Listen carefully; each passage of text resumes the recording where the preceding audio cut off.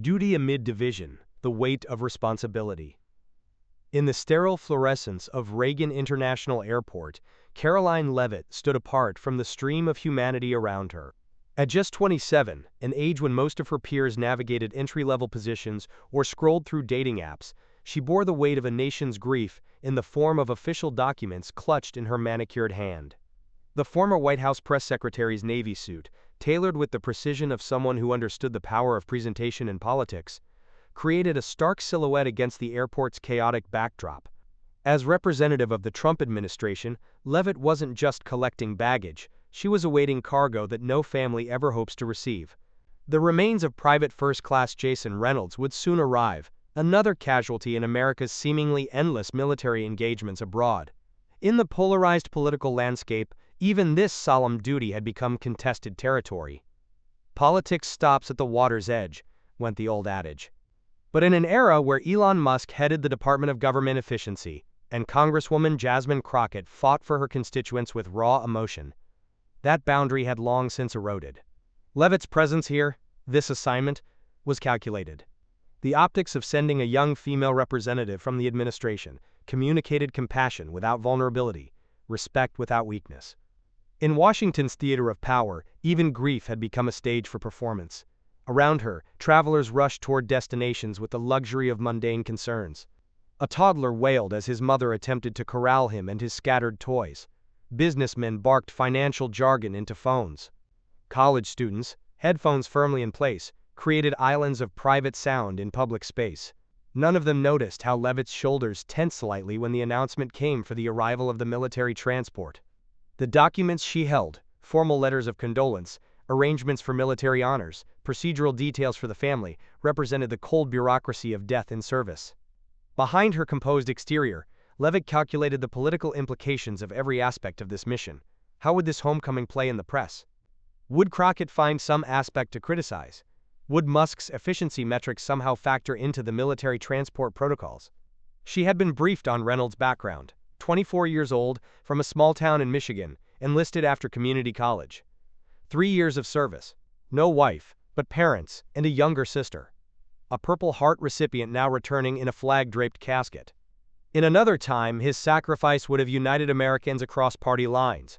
Today, it would likely become another data point in competing narratives. As announcements echoed through the terminal about gate changes and boarding calls, Leavitt found herself remembering her first days in the White House press room. The bright lights, the barrage of questions, the pressure to never show uncertainty. This assignment required the same skill set, projecting authority while navigating emotional landmines. The Reynolds family would arrive shortly. They'd been given the option of a private military escort, but had requested a White House representative as well, a detail that spoke volumes about their politics. Leavitt understood her role extended beyond protocol. She embodied the administration's values during this most vulnerable moment for the family. Meanwhile, across Washington, figures like Musk and Crockett were engaged in their own power plays. Musk, with his data-driven approach to government reform, had recently unveiled statistical analyses that painted efficiency in cold, hard numbers. Crockett had responded with the raw emotion that had become her political signature, speaking for those whose stories didn't fit neatly into spreadsheets. Leavitt checked her phone one last time before silencing it. 3 missed calls from the communications director. A text about tomorrow's press briefing. An email with updated talking points on military casualty rates, likely in response to something Congresswoman Crockett had said in her most recent committee hearing. The political machine never stopped, even as a fallen soldier made his final journey home. A uniformed Air Force sergeant approached. "Ms. Leavitt, the transport has landed. The honor guard is preparing to receive PFC Reynolds now." She nodded, slipping her phone into her pocket and straightening her posture. Personal feelings had no place here. Only protocol, respect, and the careful management of national grief. As she followed the sergeant toward the private hangar, Leavitt couldn't help but wonder how this moment would play in the larger narrative unfolding between the administration and its critics. While she prepared to honor one American's sacrifice with dignity, elsewhere in Washington, the battle between Musk's cold efficiency and Crockett's passionate advocacy continued to reshape the very government PFC Reynolds had died serving. The hangar doors began to open. Somewhere above, a plane carrying America's latest fallen hero descended through clouded skies, bringing with it a reckoning that would reach far beyond this solemn ceremony.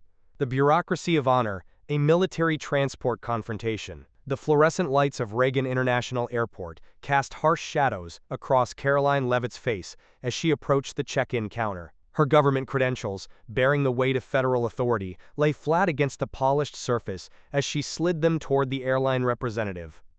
Between them, the invisible barrier of bureaucracy that has defined American governance since long before Elon Musk declared war on inefficiency. The airport staffer, a woman in the navy blue uniform of institutional authority, examined the paperwork with practiced indifference. Her name tag, Patricia, caught the overhead lights as she scanned the documents authorizing Leavitt to escort the remains of Private First Class Reynolds. The moments stretched between them, laden with more than procedural formality. "I'm afraid there are additional protocols for military transport," Patricia stated, her voice carrying the hollow certainty of someone who had memorized policy without understanding its purpose. "Even with federal documentation, there's a separate clearance process for remains." Leavitt's posture stiffened imperceptibly, a reflex honed through countless White House briefings, where showing weakness meant political death. The same instinct that had served her in press rooms, now activated in this sterile corner of American infrastructure. Behind her composed exterior, calculations unfolded. How this encounter might play in the narrative Jasmine Crockett was constructing about the administration's disrespect for service members, or how it might validate Musk's relentless crusade against government redundancy. These documents have been cleared through the Department of Defense and the White House Office of Presidential Affairs, Leavitt countered, her voice carrying the quiet certainty that had become her trademark. "Private Reynolds' family is expecting his remains to be processed without delay." Patricia's fingers tapped against her keyboard, the percussion of systemic resistance. "I'm simply following procedure, ma'am." The word procedure hung in the air between them, a word that had become ideologically charged in Washington's current climate.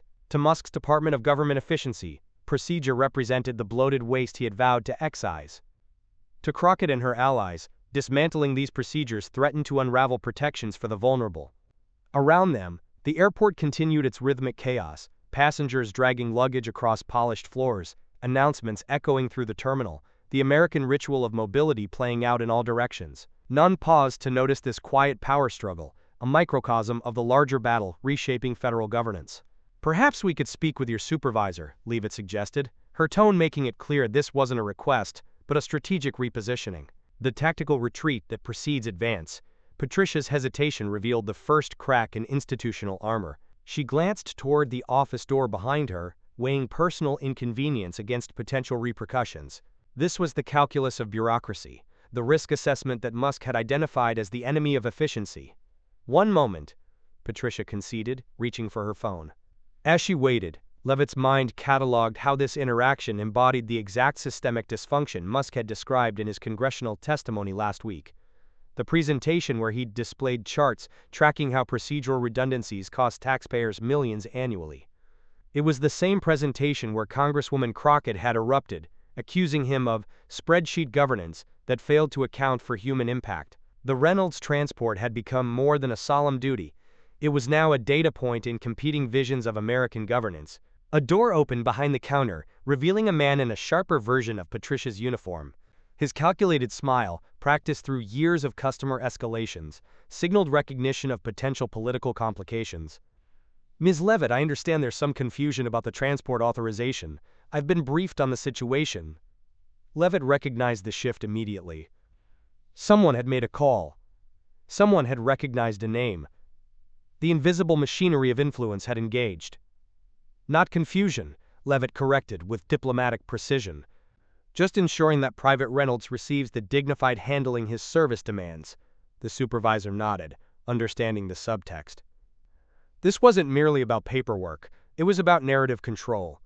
"We'll expedite the process immediately. Patricia will escort you to the private receiving area where the honor guard is assembling." As they moved through the airport's restricted corridors, Leavitt's phone vibrated in her pocket. A news alert. Musk had just released previously confidential efficiency metrics for military transport protocols, highlighting systematic delays affecting fallen service members. Simultaneously, Congresswoman Crockett had called an emergency press conference, promising to reveal the human cost of cutting corners on sacred obligations. The Reynolds transport, one soldier's final journey, had become another battlefield in the ideological war between data-driven governance and emotion-laden advocacy. Somewhere between Musk's clinical efficiency metrics and Crockett's passionate appeals lay the truth of how a nation should honor its fallen.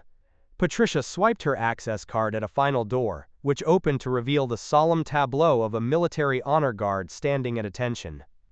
The stark precision of their formation, a human algorithm of respect, stood in contrast to the bureaucratic maze Levitt had navigated to reach this moment. "They're ready for you," Patricia said quietly, her earlier resistance dissolved in the presence of ceremonial gravity. As Levitt stepped forward to meet the officer in charge, she knew that across Washington, this same scene would be interpreted through wildly different lenses, as evidence of system failure, or as proof of enduring tradition. Musk would see inefficiency, Crockett would see callousness, but in this moment, as the cargo doors of the transport plane slowly opened, revealing the flag-draped casket within, none of those narratives would matter, at least not until tomorrow's news cycle began. The court of public opinion, when private confrontations become political theater. The fluorescent lights of Reagan International Airport seemed to intensify as Karoline Levitt's voice rose above the ambient terminal noise. What had begun as a procedural dispute at check-in counter 7 was rapidly transforming into something far more consequential in America's polarized political ecosystem. "I need to speak with your supervisor, now," Levitt demanded, her government credentials still splayed across the counter like a hand of cards in a high-stakes political poker game. Patricia's attempt to contain the situation had failed. The invisible wall between private disagreement and public spectacle collapsed as heads began to turn. First came the curious glances, then the unmistakable alignment of bystanders into an impromptu audience. Democracy's smallest theater was forming around check-in counter 7. 3 rows back, a broad-shouldered man in his late 50s adjusted his USMC cap, the weathered emblem catching light as he stepped forward. The movement was deliberate, tactical, positioning himself within Levitt's sightline. "Ma'am, I serve with men like Private Reynolds," he announced, his voice carrying the practiced authority of command. "This is exactly the bureaucratic nonsense that dishonors their sacrifice." His intervention wasn't merely supportive, it was strategic, transforming Levitt's administrative challenge into something more resonant, a veteran's cause. In the calculus of American political symbolism, few currencies hold more value than military respect. The ex-Marine hadn't just voiced support, he had reframed the narrative entirely. Smartphones emerged from pockets and purses, like weapons drawn for a different kind of battle, the fight for narrative control. Each device represented not merely a camera but a broadcast station, with potential reach that would have been unimaginable a generation earlier. The confrontation was no longer contained within Reagan International's walls.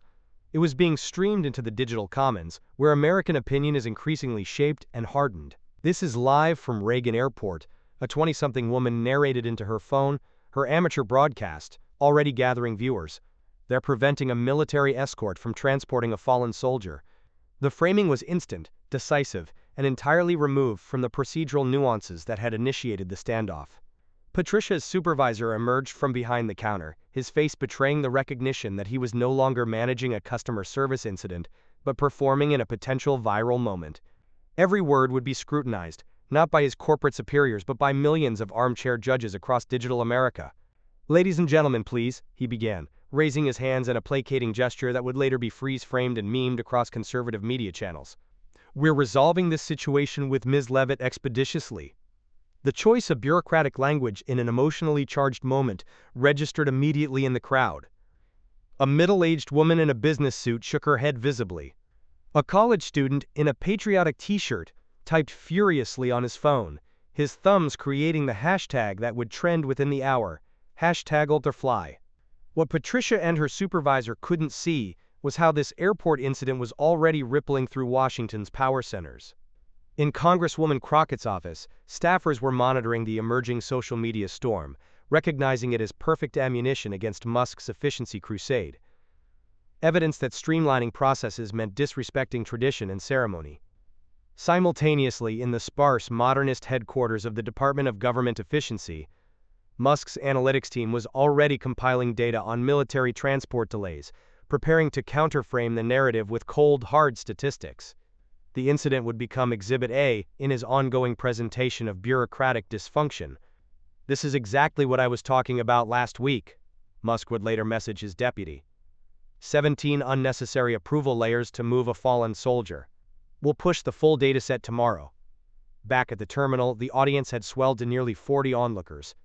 The Marine veteran had been joined by 2 other passengers who identified themselves as military family members, creating a visual tableau of patriotic solidarity behind Levitt that would dominate news screenshots for the next 12 hours.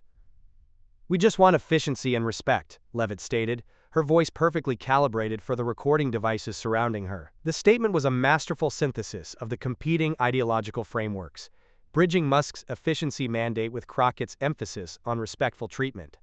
As the supervisor finally escorted Levitt toward the private receiving area, the crowd parted like a civilian honor guard. What had begun as an administrative hiccup had transformed into a nationally witnessed ceremony, a political Rorschach test in which Americans would see either government dysfunction or ceremonial respect, depending on their pre-existing ideological commitments. The ex-Marine called out as they departed, "Tell Private Reynolds' family that Americans still care about getting things right." The simple sentence contained multitudes of meaning. Getting things right. But according to whose definition? Musk's vision of streamlined efficiency? Crockett's emphasis on dignified process? Or something more fundamental that both political poles claim to represent? As Levitt disappeared through the security door, the gathered crowd remained, their phones still recording the empty space where the confrontation had occurred, as if documenting the afterimage of a political supernova.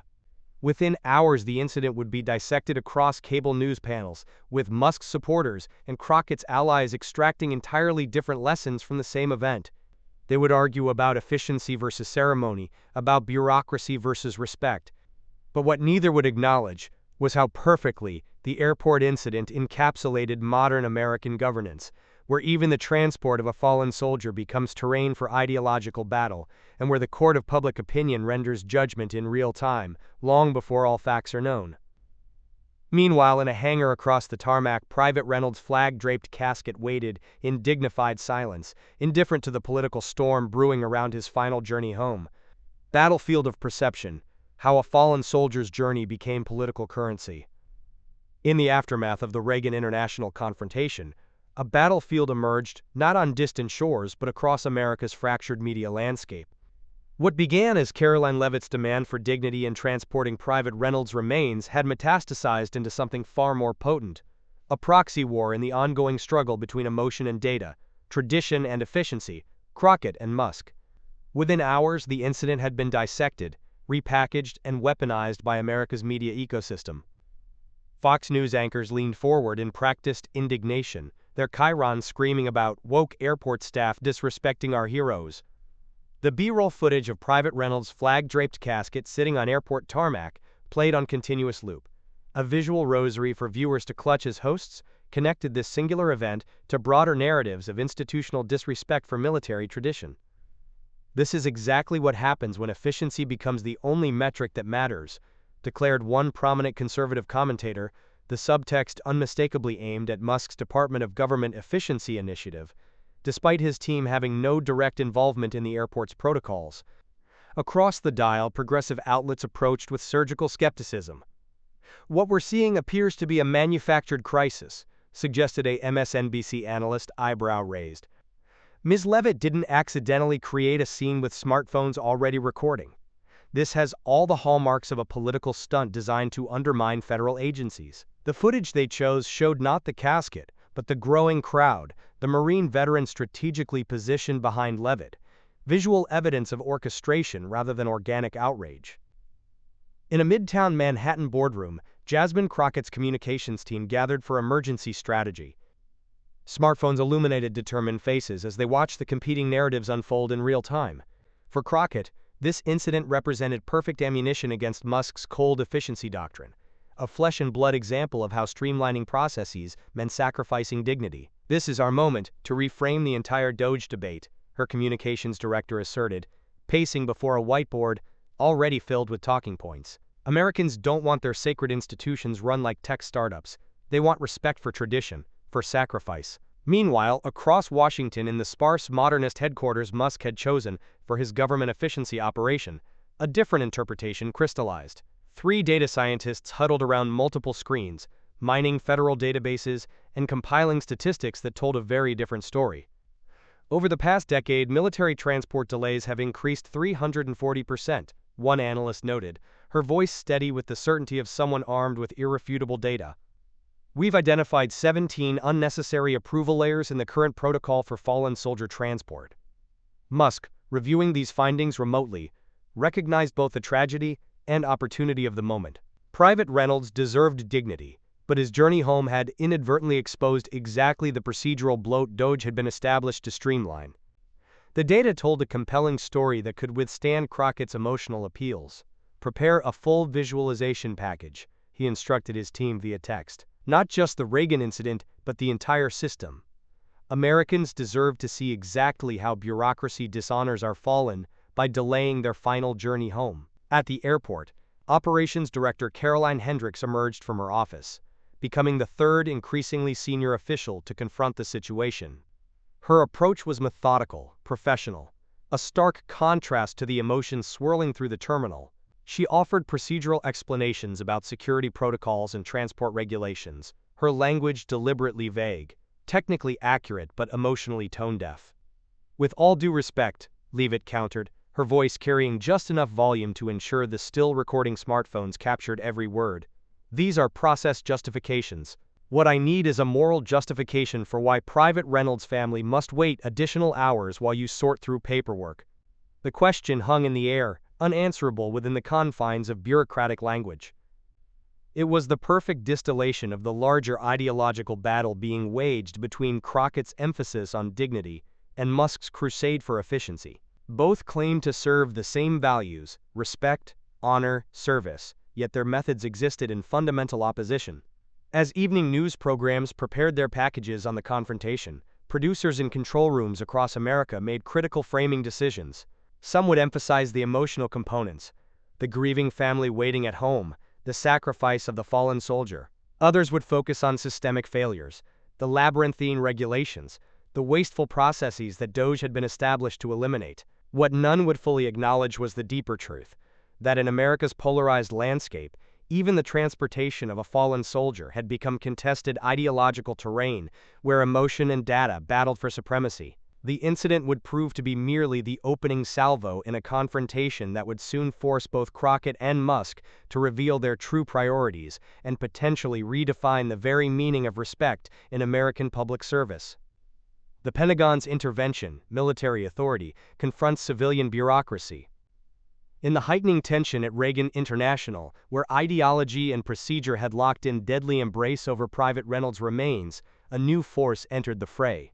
Major Thomas Beckett strode through the terminal with the measured cadence of a man accustomed to navigating battlefields far more perilous than airport bureaucracy. His Department of Defense credentials weren't simply identification, they were a declaration of alternate authority in a system where civilian and military priorities had catastrophically misaligned.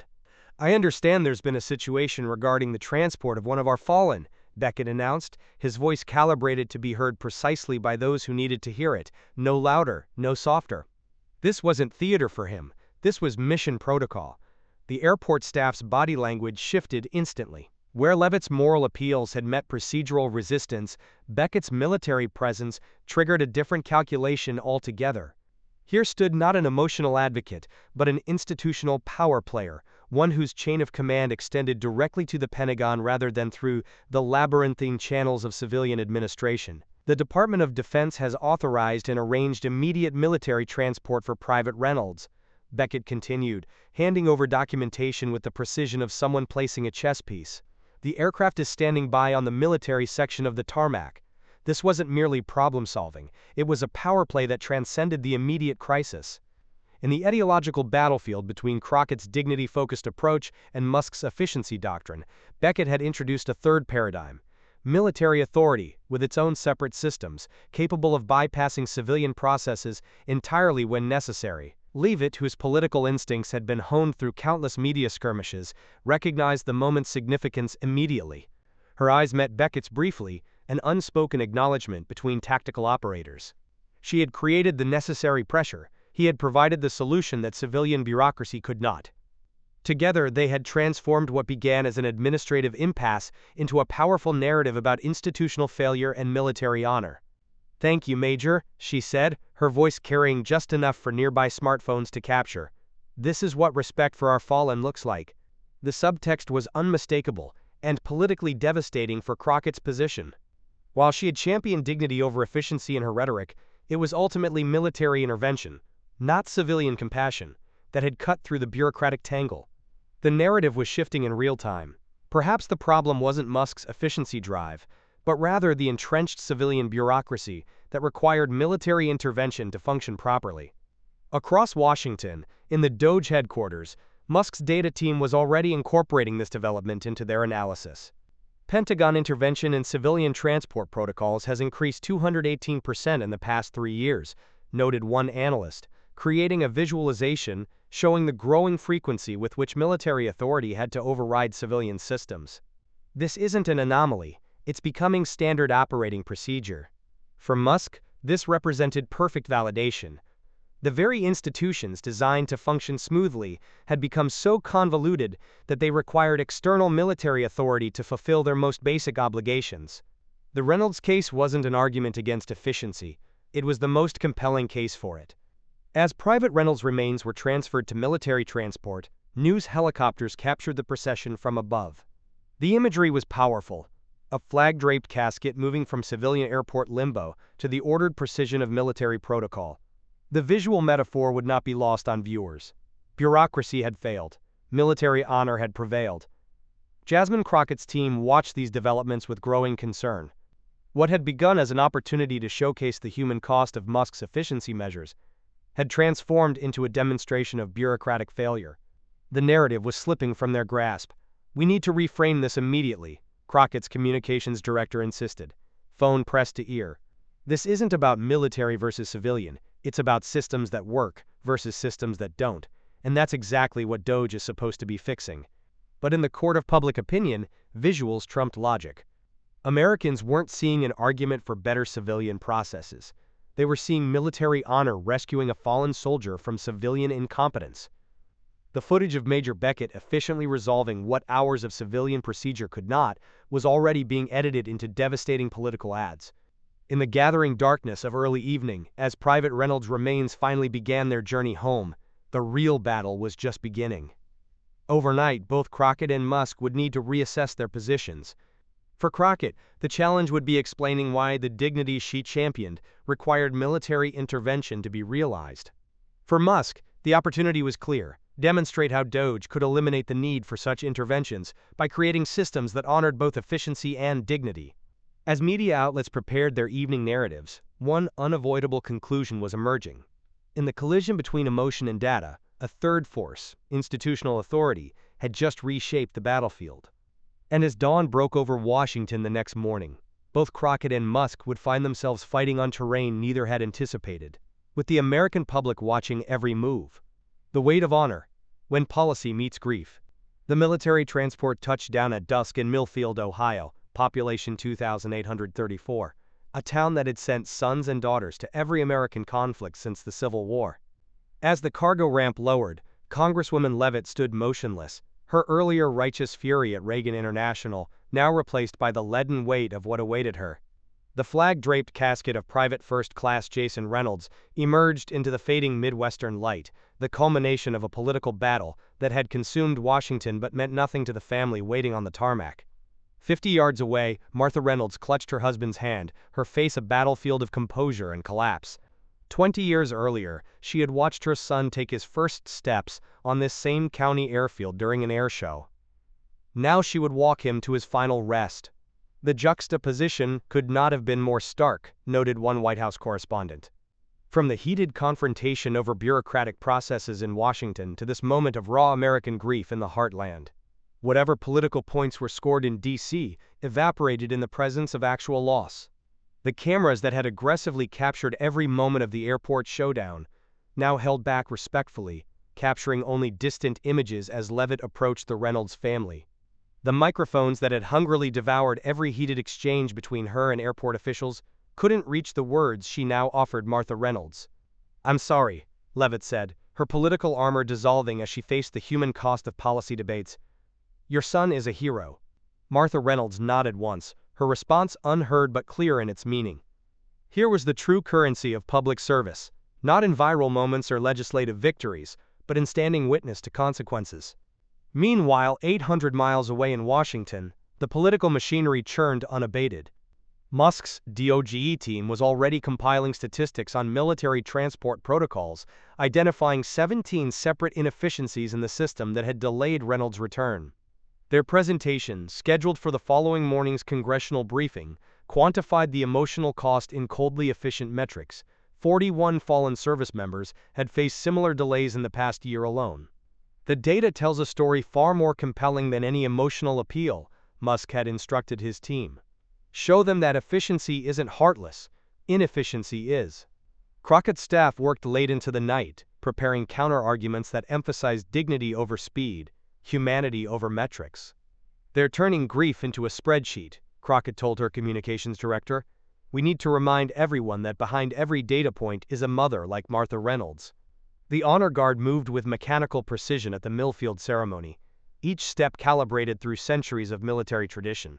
The mathematics of their movements, the precise angles of salutes, the measured pace of the procession, offered a different kind of efficiency, one rooted in respect rather than optimization. Levitt watched as Martha Reynolds received the folded flag, the woman's fingers tracing the triangular edges as if reading a message encoded in its folds.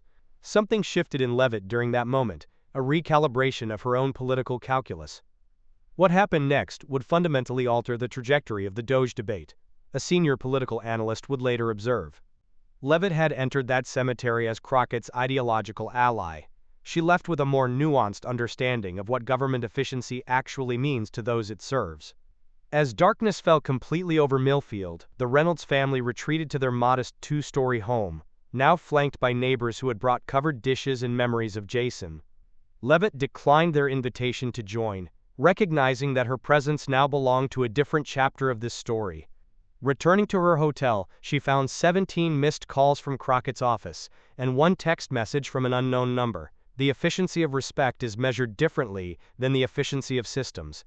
Both matter. E.M. Levitt stared at the message, her thumb hovering over the reply button. In Washington, the battle lines had seemed so clear. Here in Millfield, with the sound of a grieving mother still echoing in her ears, the terrain had changed. By morning, as media outlets prepared their coverage of the Reynolds funeral, neither Crockett nor Musk could anticipate how Levitt's experience in the heartland would reshape their confrontation. The political war over DOGE had momentarily paused, but in its place, a more profound question had emerged. What does America owe its fallen, and who gets to decide how that debt is paid?